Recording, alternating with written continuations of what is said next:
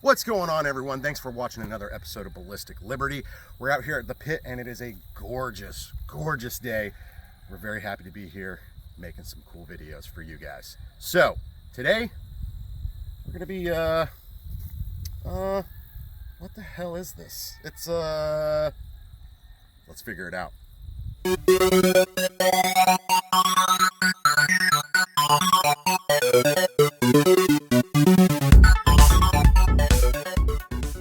All right, guys, so today we're going to be reviewing the Charles Daly AR 410 upper. This is a piece of equipment that I have been waiting to get my hands on. So they were kind of sold out for a while. I found them online on a website and I said, you know what? I'm ordering this right now. Had it expedited shipping, get it to my door so I can try this thing out with you guys. So we're going to be doing an actual review on this so we can kind of determine, is it worth grabbing? It's really a cheap price point, so I'm not expecting a whole lot, but is it fun? That's what matters, right? Let's go ahead and start putting some rounds down range. We got some water bottles set up. We're gonna just see what kind of damage we can do. All right, guys, so right now we're gonna go ahead and load up some Hornady Critical Defense slugs. We're gonna see how they run, see how they cycle, and see what kind of damage we can do to these bottles. Let's go ahead and do it.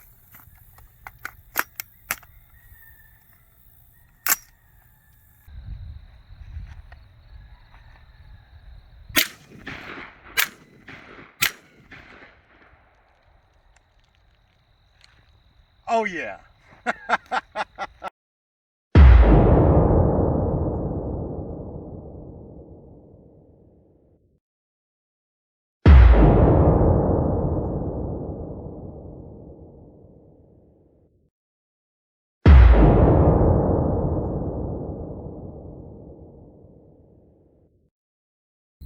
All right, that was awesome. So next we're going to try to run some NSI 410 birdshot. This is some cheaper birdshot. We're going to see if it runs through here, and let's see what it does to the water over here.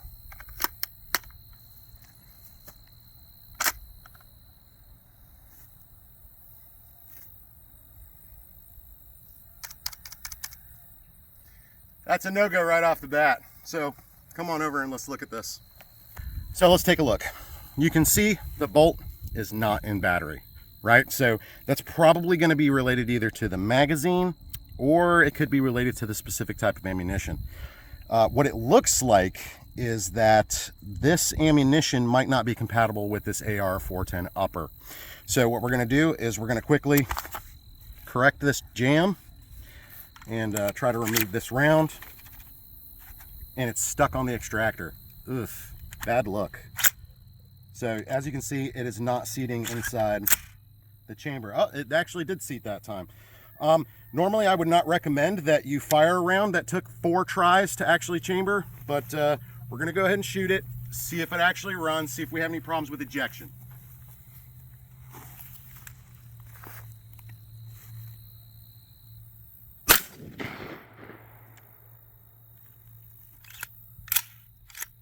So it did successfully fire, and it's successfully ejected. So let's go ahead and try it again, see if we can get this to actually run through the magazine.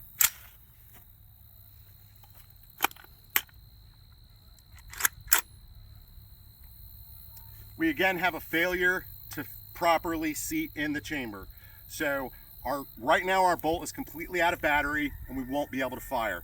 I believe it has to do with the round itself because we had no issues with the Hornady Critical Defense.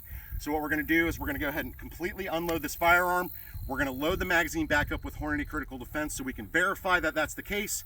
And then we're going to go ahead and take out the rest of these water bottles because they're just staring at us, just giving us the middle finger right now.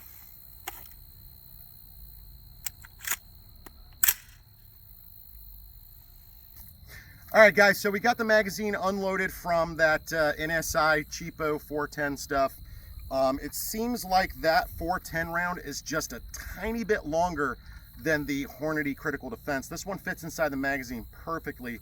That other birdshot looks like it's just a tiny bit long for whatever reason, and I'm pretty sure that's what's causing the issues with failure to feed, failure to eject, and all of that. So we're gonna go ahead and run some more Hornady, get rid of these last 3 water bottles, and see how she runs.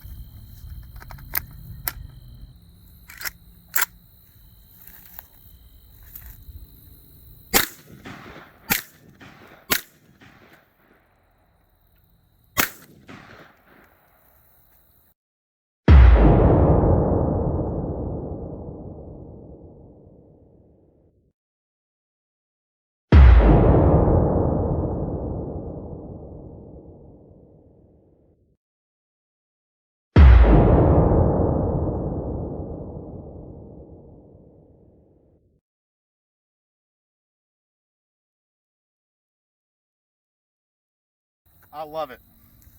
I absolutely freaking love it. Let's go ahead and get this weapon on safe, get this magazine taken out, and we're going to talk about the platform.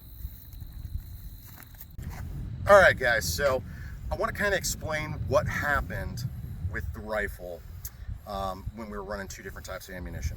So we were able to confirm that it absolutely was the ammunition itself. So what I was able to find when comparing the two different rounds is your Hornady Critical Defense is a kind of more expensive round, right? A 410. And then you have your cheapo NSI, no name, never heard of them before, birdshot 410, right? So you can see very clearly that the birdshot round is actually just a bit longer than your critical defense round. So because of that, that's where you're getting your failures to feed. That's where you're getting your issues with the magazine. That's where you're getting your failure to eject, because it's pushing too hard against that bolt carrier group. So it's snagging on your extractor, it's not seating properly into the chamber, and it's requiring more force to actually jam it into that into the actual chamber. So as long as we know that we're using the correct ammunition that the firearm is going to run, that's all that matters. So pros, it straps right to any AR-15 lower. I absolutely love any upper that you can buy online, ship to the house, and slap on an existing AR-15 lower, and it just runs. I absolutely love that. Another pro, it comes with a magazine, because let's be honest, how many AR-410 magazines do you see out there in the market, right?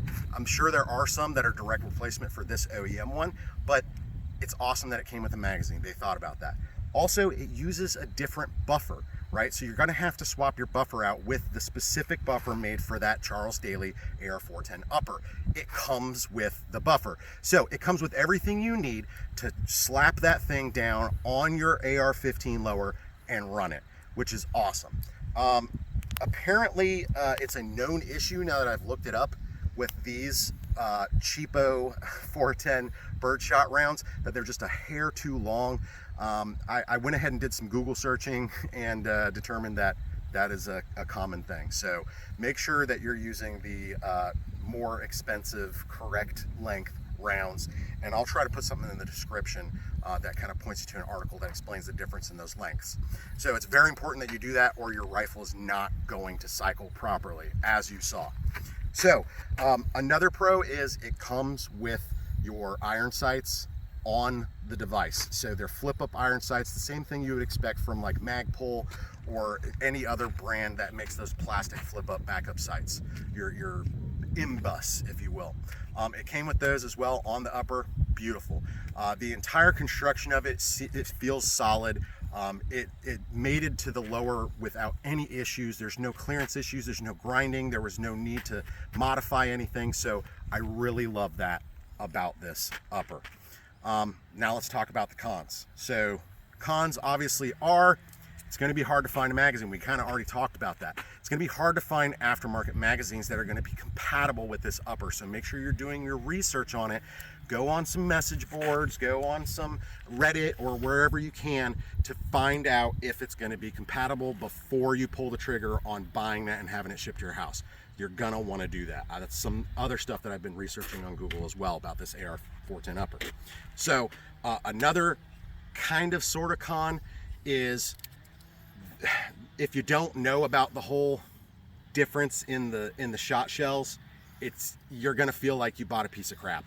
Because honestly, when we first ran the birdshot, we didn't get it on camera, I was kind of pissed. I thought that there was an issue with the magazine. I thought that maybe there was an issue with the upper itself, but it turns out it's just the wrong type of ammunition. And it's amazing what a tiny little centimeter can do to completely disrupt how your rifle runs. So not knowing that going into it, definitely I would list that as a con. Something that I hope that Charles Daly puts out there in the description of the firearm to ensure that you're running that specific proper ammo, because it's a very small difference in the length on these shot shells. So it's very difficult to know if you've purchased the correct ammo or not.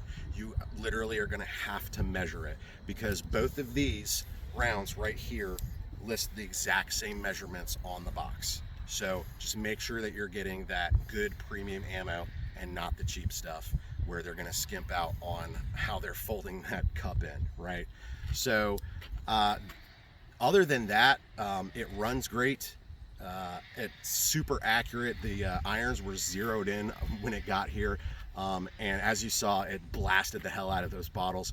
It's definitely a fun gun. So for varmint shooting, for any kind of really like small game type stuff, it's going to be a fun little rifle to have. If you're looking for something to actually go hunting, I wouldn't necessarily recommend it. 410's not a great round for that. But if you're talking snakes, foxes, anything like that, small varmint that are terrorizing your livestock or anything like that, this is going to be an awesome rifle for that.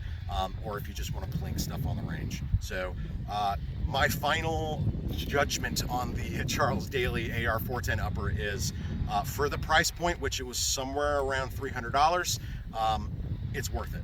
If you have an AR-15 sitting at the house and you want to swap this thing out and run it for about 300 bucks with the magazine and the buffer all included, it's definitely worth it. I would recommend that you get this AR-410 upper from Charles Daly. The only caveat is make sure you get the right ammo. Thanks for stopping by and watching another awesome episode of Ballistic Liberty. We definitely enjoyed running this Charles Daly AR 410 upper for you guys and for ourselves a little bit, I'm not going to lie. We're going to go ahead and waste the rest of this ammunition because I'm not going to lug the stuff back to the house. And oh man, I think I'm out of water. Ugh. So thanks for stopping by. We appreciate it. We'll see you next Tuesday at 9 a.m. Have a good one.